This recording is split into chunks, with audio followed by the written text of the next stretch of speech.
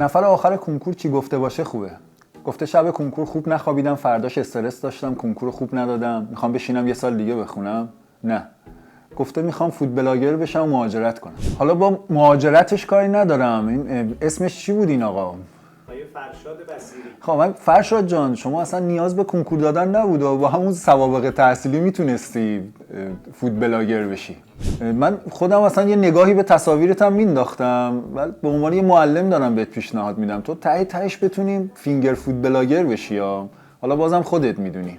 یعنی شما الان این لیوانو بذار سر کنکور از 300,000 نفر میبره، گوش میدی؟ میتونه بره دانشگاه آزاد اطراف تهران بشینه. تو اصلا یه نابغه‌ای فرشاد جان. اصلا به نظرم باید جواب تمام سوالات رو بلد باشی که همه رو غلط بزنی تا نمره منفی بگیری آخر بشی. اصلا همینطوری اصلا امکان نداره. اصلا خود من همین الان نشستم درس بخونم، دوباره کنکور بدم، کارشناسی مدیریت بلاگری بخونم، بعد ارشدم برم بلاگر زیبایی بخونم. اصلا بهم انگیزه دادی فرشاد جان، دمت گرم داداش.